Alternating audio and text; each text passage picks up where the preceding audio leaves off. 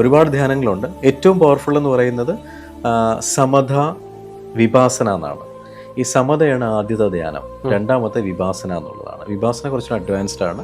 ഈ ധ്യാനങ്ങളെല്ലാം നമ്മൾ എപ്പോഴും കാണുന്നത് ഒരു സ്ഥലത്തിരുന്ന് നമ്മൾ വെറുതെ ഇരിക്കുന്നതാണ്. അപ്പൊ ഇതിനകത്ത് എങ്ങനെയാണ് ഈ ടെക്നിക്കുകൾ വ്യത്യാസം വരുന്നത്? 1 മുതൽ 10 വരെ നമ്മൾ കൗണ്ട് ചെയ്യുന്ന സമയത്ത് എത്ര പ്രാവശ്യം നമ്മൾ ശ്വസിക്കുന്നുള്ളതാണ്. കറക്റ്റ് മൂക്കിൽ മാത്രമാണ് ഒരു ഫോക്കസ് ചെയ്യാൻ പറയുന്നത്. മൂക്കിന്റെ ഓരോ ദ്വാരങ്ങളിൽ കൂടെയും ശ്വസനം എടുക്കുന്നതും തിരിച്ചു വിടുന്നതും. ചേട്ടാ പറഞ്ഞു പോകുമ്പോൾ തന്നെ ഞാനും ഇങ്ങനെ ഓരോ പ്രാവശ്യം ബാഡ്മിന്റൺ പ്ലേ ചെയ്യുന്ന സമയത്ത് മറ്റയാളുടെ ശ്വസന വ്യവസ്ഥ ഇയാൾ മാറ്റും. ഈ അലൈൻഡ് ആവും.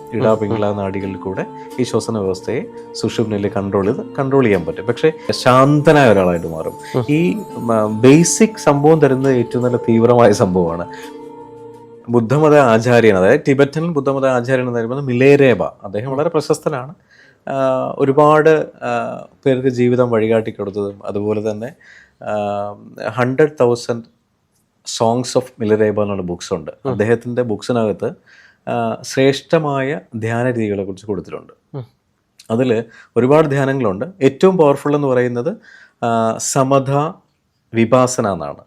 ഈ സമതയാണ് ആദ്യത്തെ ധ്യാനം, രണ്ടാമത്തെ വിപാസന എന്നുള്ളതാണ്. വിപാസന കുറച്ച് അഡ്വാൻസ്ഡ് ആണ്. വിപാസനയെ കുറിച്ച് നമ്മൾ ഇടയ്ക്ക് സംസാരിക്കുകയുണ്ടായി. സമത എന്ന് പറയുന്നത് സാധാരണ ധ്യാന രീതികളാണ്, എന്നാൽ ഏറ്റവും പവർഫുള്ളാണ്. ആരുടെയും ഉപദേശപ്രകാരമില്ലാതെ ആർക്ക് വേണോ സ്വന്തമായിട്ട് ചെയ്യാൻ പറ്റുന്നതാണ്. അതെങ്ങനെയാണ്? അതായത് ഈ ധ്യാനങ്ങളെല്ലാം നമ്മൾ എപ്പോഴും കാണുന്നത് ഒരു സ്ഥലത്തിരുന്ന് നമ്മൾ വെറുതെ ഇരിക്കുന്നതാണ്. അപ്പൊ ഇതിനകത്ത് എങ്ങനെയാണ് ഈ ടെക്നിക്കുകൾ വ്യത്യാസം വരുന്നത്? വ്യത്യാസം ഈ ബുദ്ധനെ ബുദ്ധനാക്കി മാറ്റിയത്, ബുദ്ധ ഭഗവാനാക്കി മാറ്റിയത് വിപാസനയാണ്, അല്ലേ? സമത എന്ന് പറഞ്ഞാൽ സമാധാനം എന്നുള്ളതാണ്. വിപാസന എന്ന് പറയുന്നത് അകത്തെ കണ്ണിന്റെ ഉൾക്കാഴ്ച, അതായത് നമുക്ക് ഉൾക്കാഴ്ച കാണാനുള്ളൊരു ഇതിലേക്ക് എത്തുക എന്നുള്ളതാണ്. ഈ സമത ചെയ്യുന്നതെന്ന് പറഞ്ഞു കഴിഞ്ഞാൽ സാധാരണ രീതിയിൽ അതിനകത്ത് ഒരുപാട് ഡീവിയേഷൻസ് ഉണ്ട്. അതിനകത്ത് ഡീവിയേഷൻസ് എന്ന് പറഞ്ഞു കഴിഞ്ഞാൽ ഭാവനയുണ്ട്, പിന്നെ ജപമുണ്ട്. ഇപ്പോൾ സമത നോർമലി ഒരാൾക്ക് ചെയ്യണമെന്നുണ്ടെങ്കിൽ എന്തുകൊണ്ട് ഞാനത് പറയുന്നതെന്ന് ചോദിച്ചു കഴിഞ്ഞാൽ, ഈ എക്സ്ട്രീം ലെവലിൽ പ്രാക്ടീസ് ചെയ്ത് ജീവിതം വിജയിച്ച ആൾക്കാർ പലരും ഈ പല രാജ്യങ്ങളിലും മൗന ജപത്തിനൊക്കെ വരാറുണ്ട്. അപ്പോൾ ഞാനിത് അന്നും പറഞ്ഞിട്ടുണ്ട്. അതെ അതെ അതെ അതെ ഈ മില്യനേഴ്സ് നമുക്ക് പിന്നെയും കാണാം. ബില്യനേഴ്സോട്ട് പോയി കാണുന്ന സമയങ്ങളിൽ ഭയങ്കര ക്യൂരിയോസിറ്റി, അവരോട് ഇരിക്കുക, അവർ ഇൻട്രാക്ട് ചെയ്യുക, ഇവരുടെ ചിന്താരീതികൾ എന്താണെന്ന് മനസ്സിലാക്കുക. അത് ഒരു യങ് ഏജ് മുതൽ എനിക്ക് ഉണ്ടായിരുന്നൊരു ഇൻട്രസ്റ്റ് ആണ്, ഒരു പാഷനായിരുന്നു. ഈ കോൺക്ലേവ് സംബന്ധിച്ച് പോകുമ്പോഴും ബില്യനേഴ്സ് എന്ന് പറയുന്ന ഒരു കാറ്റഗറി വരുമ്പം ഇവരുടെ ഒരു ലിവിങ് എന്താ പറയുക നേച്ചർ എന്താണെന്നും ഡേ ടു ഡേ അവർ എന്തൊക്കെയാണ് ചെയ്യുന്നതെന്ന് അറിയാനുള്ളൊരു ആഗ്രഹം. അപ്പോൾ ഇവർ വളരെ പെട്ടെന്ന് അടുത്ത ലെവലിലേക്ക് പോകുന്നത് എന്തെങ്കിലും ഒരു കോൺഫ്ലിക്റ്റ് ഉണ്ടെന്ന് തോന്നുകയാണെങ്കിൽ, എന്തെങ്കിലും ഒരു കേസ് ഡിസിഷൻ വേണമെന്ന് തോന്നുകയാണെങ്കിൽ ഉപാസനയിലുള്ളവരെ പോലെ തന്നെയാണ് ഇവരും വളരെ പെട്ടെന്ന് സൈലൻ്റ് ആയിട്ടിരിക്കുക. അവരുടെ എന്താ പറയുക ബ്രീത്തിൻ്റെ കൗണ്ട് എടുക്കും. അവർ ശ്വസിക്കുന്ന കൗണ്ട് അവരെടുക്കും. അതുപോലെയാണ് ഈ സമാധാനത്തിലുള്ളത്. സമാധാനം ചെയ്യുന്നത് നമ്മൾ വെറുതെ കണ്ണടച്ചെടുത്തിരിക്കുക. നല്ല അറ്റ്മോസ്ഫിയർ വേണം എന്നുള്ളതാണ് ഒരു മാൻഡേറ്ററി ഉള്ളത്. അതിരാവിലെ വളരെ കാമായിട്ടുള്ള പ്ലേസിൽ കണ്ണടച്ച് സമാധാനത്തോടുകൂടി ഇരുന്നതിന് ശേഷം നമ്മൾ ശ്വസിക്കുന്ന ശ്വസനക്രിയയിൽ ഓരോ കൗണ്ടും എടുക്കുക. എത്ര പ്രാവശ്യം ശ്വസിക്കുന്നു, അതായത് 1 മുതൽ 10 വരെ നമ്മൾ കൗണ്ട് ചെയ്യുന്ന സമയത്ത് എത്ര പ്രാവശ്യം നമ്മൾ ശ്വസിക്കുന്നു എന്നുള്ളതാണ്. അതായത് കറക്റ്റ് മൂക്കിൽ മാത്രമാണ് ഒരു ഫോക്കസ് ചെയ്യാൻ പറയുന്നത്. മൂക്കിന്റെ ഓരോ ദ്വാരങ്ങളിൽ കൂടെയും ശ്വസനം എടുക്കുന്നതും തിരിച്ചു വിടുന്നതും. ചേട്ടാ പറഞ്ഞു പോകുമ്പോൾ തന്നെ ഞാനും ഇങ്ങനെ ശ്രദ്ധിച്ചുകൊണ്ടിരിക്കുകയാണ്. എടുക്കുന്നുണ്ടായിരുന്നു. അതായത് ഇപ്പം നമ്മൾ ഈ ശരണൂല് പ്രാക്ടീസ് ചെയ്യുമ്പോൾ സ്ഥിരം പ്രാക്ടീസ് ചെയ്തുകൊണ്ടിരുന്ന സമയങ്ങളിൽ നമ്മൾ ആദ്യം ആരോട് സംസാരിക്കുമ്പോഴും ഞാൻ ഇത് നോക്കുമായിരുന്നു, ഏത് ശരത്തിൽ നിന്നാണ്. പിന്നെ കുറെ കഴിയുമ്പോൾ മനസ്സിലാവും, അയ്യോ ഞാൻ അദ്ദേഹത്തോട് സംസാരിച്ചതിൻ്റെ ഇടത് ശരത്തിൽ നിന്നാണോ വന്നത്, അപ്പം എൻ്റെ ഡിസിഷൻ കറക്റ്റ് ആയിരിക്കില്ലല്ലോ എന്നൊരു വെപ്രാളം ഉണ്ടാവുമായിരുന്നു. കുറേ പ്രാക്ടീസ് ആകുമ്പോൾ നമുക്കിത് ഓട്ടോമാറ്റിക്കായിട്ട് നമുക്കിത് ഈ അലൈൻഡ് ആവും. പിംഗള നാഡികളിൽ കൂടെ ഈ ശ്വസന വ്യവസ്ഥയെ സുഷുമ്നയിൽ കൺട്രോൾ ചെയ്യാൻ പറ്റും. പക്ഷെ ഇതെന്ന് പറഞ്ഞു കഴിഞ്ഞാൽ നമ്മൾ ഞാൻ കാര്യം ചോദിക്കട്ടെ, അതായത് നമ്മുടെ മൂക്കിലൂടെ ഏത് ശ്വാസമാണ്, ഏത് ഇടതാണോ വലതാണോ നോക്കിയിട്ട് നമുക്ക് ഡിസിഷൻസ് മേക്ക് ചെയ്യാൻ പറ്റുമോ? അങ്ങനെയാണല്ലോ ഈ പറയുന്ന ശരനൂലിൻ്റെ ഞാൻ ഇടയ്ക്ക് സംസാരിച്ചിട്ടുണ്ടായിരുന്നു. എനിക്ക് വളരെ വേണ്ടപ്പെട്ട ഒരാൾ, അത് രാഹുലിന് അദ്ദേഹത്തിന് അറിയാം, ഞാൻ പേര് പറയുന്നില്ല, എപ്പോഴെങ്കിലും അറിയണമെങ്കിൽ നിങ്ങൾ സംസാരിക്കും. അദ്ദേഹം ഒരിടത്തൊരു ബാഡ്മിൻ്റന് പോയി. അദ്ദേഹത്തിന് ഏതൊരു ബാഡ്മിൻ്റൺ ചെയ്യാനുള്ളൊരു കളിക്കാനുള്ള കഴിവേ ഉള്ളൂ, ഒരു എക്സ്പേർട്ട് അല്ല. പക്ഷെ ഓപ്പോസിറ്റ് നിൽക്കുന്ന ആളെന്ന് പറഞ്ഞു കഴിഞ്ഞാൽ എക്സ്പേർട്ടാണ്. അപ്പോൾ അദ്ദേഹം പറഞ്ഞു ഞാൻ നിങ്ങളെ തോപ്പിക്കുമെന്ന് പറഞ്ഞു. അപ്പം ഇദ്ദേഹം ഭയങ്കരമായിട്ട് നല്ലൊരു സാധകനാണ്. അതുപോലെ നല്ലൊരു ഉപാസകനാണ്, അത്യാവശ്യം ദീക്ഷയൊക്കെ കൊടുക്കുന്ന ഒരാളുമാണ്. ഞാൻ വളരെ റെസ്പെക്ട് ചെയ്യുന്ന ഒരാളാണ്, ഒരു പേഴ്സണാലിറ്റിയാണ്. അത്യാവശ്യം നല്ല രീതിയിൽ തന്ത്രവും മന്ത്രവും ഒക്കെ ഹാൻഡിൽ ചെയ്യുന്ന ഒരാളാണ്. ഇദ്ദേഹം ശരനൂല് പ്രാക്ടീസ് ചെയ്യുന്നേ ഉള്ളൂ. പക്ഷെ ഇദ്ദേഹത്തിന് ശ്വാസോച്ഛ്വാസത്തിന് പൂർണ്ണമായിട്ടും ക്രമീകരിക്കാൻ അറിയാം. അതിനകത്ത് ഒരു സംബന്ധിച്ച് നമുക്ക് സ്വന്തമായിട്ടും ചെയ്യാൻ പറ്റും, നമുക്ക് വേറൊരാളെയും ഹാൻഡിൽ ചെയ്യാൻ പറ്റും. അപ്പോൾ ഇദ്ദേഹം തോപ്പിക്കുമെന്ന് പറഞ്ഞപ്പോൾ വെല്ലുവിളിച്ചു. ഇദ്ദേഹം എന്ത് ചെയ്യുന്നു വെച്ച് കഴിഞ്ഞാൽ ഓരോ പ്രാവശ്യവും ബാഡ്മിൻ്റൺ പ്ലേ ചെയ്യുന്ന സമയത്ത് മറ്റയാളുടെ ശ്വസന വ്യവസ്ഥ ഇയാൾ മാറ്റും. അപ്പോൾ ഫോക്കസ് തെറ്റുന്ന സമയത്ത് സ്വാഭാവികമായിട്ടും അടിക്കാൻ ഇങ്ങനെ ടാർഗറ്റ് ചെയ്ത് അടിക്കുന്ന സമയത്ത് സ്വാഭാവികമായിട്ടും മാറിപ്പോവും. ഇപ്പം ജസ്റ്റ് നോക്കിയാൽ മനസ്സിലാവും. ഇപ്പം ഏത് മൂക്കിൽ കൂടെയാണ് നമുക്കിപ്പം ഒരു ദിവസം ഈ സമയത്ത് ഇടതാണെങ്കിൽ കുറച്ച് സമയം കഴിയുമ്പോൾ വലത് മൂക്കിൽ കൂടെ ആയിരിക്കും. നമുക്ക് സ്വാഭാവികമായിട്ടും ഇപ്പൊ എന്റെ വലത് മൂക്കിൽ കൂടെയാണ് ശ്വാസം. ഇനി നമുക്കത് പ്രാക്ടീസ് ചെയ്യാം. നമുക്ക് ഏത് മൂക്കിലേക്ക് ശ്വാസം കൊണ്ടുവരണമെന്ന് പ്രാക്ടീസ് ചെയ്യാം. സുഷുമ്നെ കൂടിയാണ് ശ്വാസോച്ഛ്വാസത്തിനെ കൊണ്ടുവരുന്നത്. എന്നിട്ട് എടാ പിങ്കള നാഡികൾ. ഈ വലത് മൂക്കിലൂടെ ശ്വാസം പോയി കഴിഞ്ഞാൽ എന്താ പ്രത്യേകത? അല്ല, പ്രത്യേകത എന്നുള്ളതല്ല, നമുക്ക് ഓരോ ദിവസവും ഓരോ ടൈം അനുസരിച്ചിട്ട് നമുക്ക് എടുക്കുന്ന ഡിസിഷൻസ്, നമ്മൾ ചെയ്യുന്ന കാര്യങ്ങൾ നമുക്ക് അനുകൂലമാക്കി വരാൻ. ഞാൻ ആളുടെ പേര് പറയുന്നില്ല, പല ഇന്റർവ്യൂസിനകത്തും ഇവിടുത്തെ 1-2 സെലിബ്രിറ്റീസ് ഇരിക്കുന്ന സമയത്ത് വളരെ പെട്ടെന്ന് ഇങ്ങനെ ഇരുന്നിട്ട് കാലൊക്കെ ഇങ്ങനെ കയറ്റി വെച്ചിരിക്കാറുണ്ട്. ആ പേഴ്സണാലിറ്റി ശ്രദ്ധിച്ചാൽ മനസ്സിലാവും. അവർ ശരനൂല് പ്രാക്ടീസ് ചെയ്യുന്നവരാണ്. അതായത് സംസാരിക്കുന്ന സമയത്ത് പോലും അവർ പറയുന്ന കാര്യങ്ങളും അവരുടെ ഡിസിഷൻസും വളരെ കറക്റ്റ് ആയിരിക്കും. ശരനൂല് ഓരോ രീതിയിലും ഓരോ ആവശ്യങ്ങൾക്ക് ആൾക്കാർ പ്രാക്ടീസ് ചെയ്യുന്നുണ്ട്. ഈ വരുന്ന മഴയുടെ ഗതി മാറ്റി വിടുന്ന ആൾക്കാരുണ്ട്. അതെല്ലാം വേറെ തലങ്ങളാണ്. ഈ ടോപ്പിക്കിലേക്ക് വരാം. അപ്പോൾ ഇദ്ദേഹം എന്താ പറയുക, പറയുന്നത് മൂക്കിന്റെ തുമ്പിൽ കൂടെ ഇവിടെ തന്നെ ഫോക്കസ് ചെയ്യാൻ പറയും. ഇവിടെ ഫോക്കസ് ചെയ്യുന്ന സമയത്ത് ഓരോ പ്രാവശ്യം ശ്വാസം പോകുന്നത് കൗണ്ട് ചെയ്യുക. 1 മുതൽ 10 വരെ നമ്മൾ മനസ്സിലിടുന്ന സമയത്ത് എത്ര പ്രാവശ്യം പോകുന്നു അത് കൗണ്ട് ചെയ്യാം. അത് കഴിഞ്ഞ് വീണ്ടും 1 മുതൽ 10 വരെ, അങ്ങനെ എത്ര പ്രാവശ്യം ചെയ്യാൻ പറ്റുമോ അത്രയും പ്രാവശ്യം ചെയ്യാൻ പറയും. ഒരു 21 ദിവസം ചെയ്യുമ്പോൾ നമ്മൾ വേറൊരാളായിട്ട് മാറും. നമുക്ക് നമ്മുടെ ക്യാപ്പബിലിറ്റി എക്സ്പാൻഡ് ആവും. നമ്മൾ വളരെ എന്താ പറയുക, ശാന്തനായ ഒരാളായിട്ട് മാറും. ഈ ബേസിക് സംഭവം തരുന്നത് ഏറ്റവും നല്ല തീവ്രമായ സംഭവമാണ്. ആദ്യമൊക്കെ നമുക്ക് മടുപ്പ് തോന്നും. കാരണം 1 മുതൽ 10 വരെ എണ്ണുന്ന സമയത്ത് ഒരു കൗണ്ട് ഓൾറെഡി മനസ്സിലുണ്ട്. അതിനിടയ്ക്കാണ് ഇതിന്റെ കൗണ്ട്, രണ്ടാമത്തെ കൗണ്ട് എണ്ണുന്നത്, അല്ലേ? അപ്പൊ സാധാരണപ്പെട്ട ഒരാൾക്ക് ഒരു കോംപ്ലിക്കേറ്റഡ് ആയിട്ട് ഫീൽ ചെയ്യും. പക്ഷെ കുറച്ച് ദിവസം പ്രാക്ടീസ് ചെയ്യുമ്പോൾ അയാളുടെ ഇന്നർ സ്ട്രെങ്ത് കൂടുകയാണ്.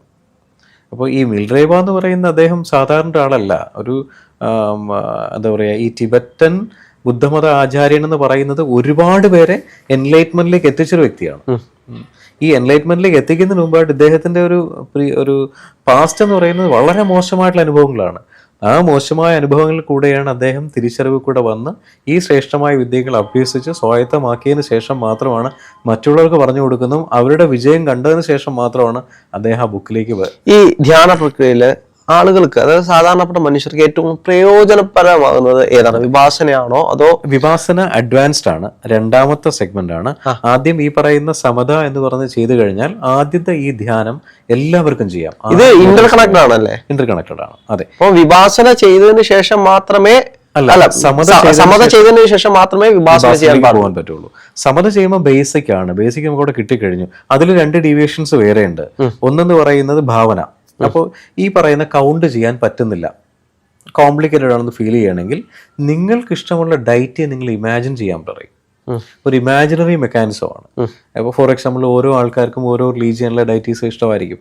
ആ ഡയറ്റിയെ പൂർണ്ണമായിട്ട് ഇമാജിൻ ചെയ്തുകൊണ്ട് നിങ്ങൾക്ക് ഈ പറയുന്ന ശ്വസനത്തിൻ്റെ എണ്ണം എടുക്കാം. അപ്പോൾ വേറെ കൗണ്ടൊന്നുമില്ല, പൂർണ്ണമായിട്ടും ഒരു ഡയറ്റ് ഇമാജിൻ ചെയ്യുന്നു, എന്നിട്ട് എത്ര നേരം നിങ്ങൾ ശ്വസിക്കുന്നു എന്നുള്ളത് കണ്ടുകൊണ്ടെടുക്കാം. അതും വേണ്ട.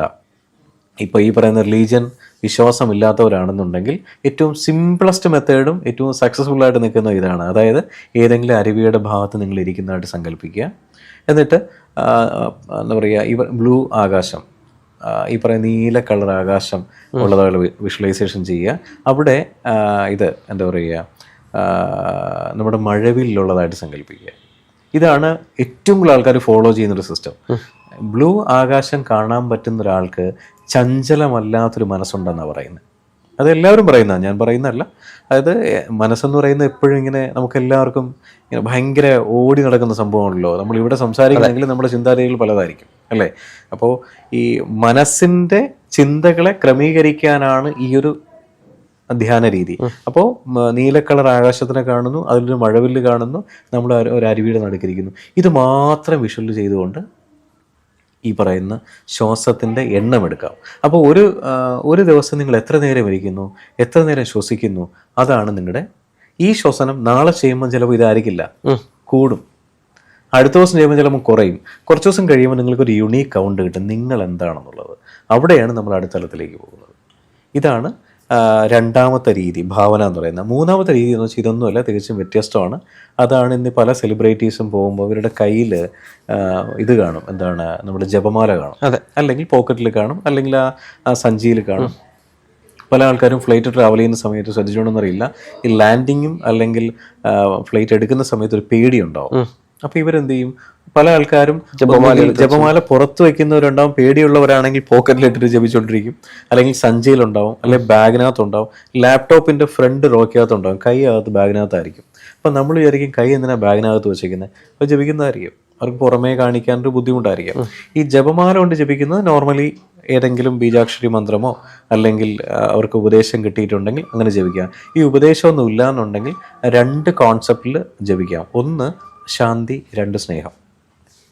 ശാന്തി എന്ന് പറഞ്ഞു കഴിഞ്ഞാൽ നമ്മൾക്ക് ശാന്തി കിട്ടണം എന്നുള്ള രീതിയിലാണെങ്കിൽ നമ്മൾ ജപമാല എടുക്കുന്നു, കയ്യിൽ വയ്ക്കുന്നു, എനിക്ക് ശാന്തി കിട്ടുന്നു എന്നുള്ള രീതിയിൽ കൺസെപ്റ്റിൽ നമ്മൾ സങ്കല്പിച്ചുകൊണ്ട് ശാന്തി ശാന്തി ശാന്തി ശാന്തി എന്ന് മാത്രം ജപിച്ചു പോവുകയാണെങ്കിൽ നമ്മൾക്ക് അൾട്ടിമേറ്റ്ലി നമ്മളൊരു ഭയങ്കര പീസായി ഭയങ്കര ഒരു ശാന്തി കിട്ടുന്ന ലെവലിൽ ഒരു ദിവസം പ്രാക്ടീസ് ചെയ്യുമ്പോൾ മനസ്സിലാവും.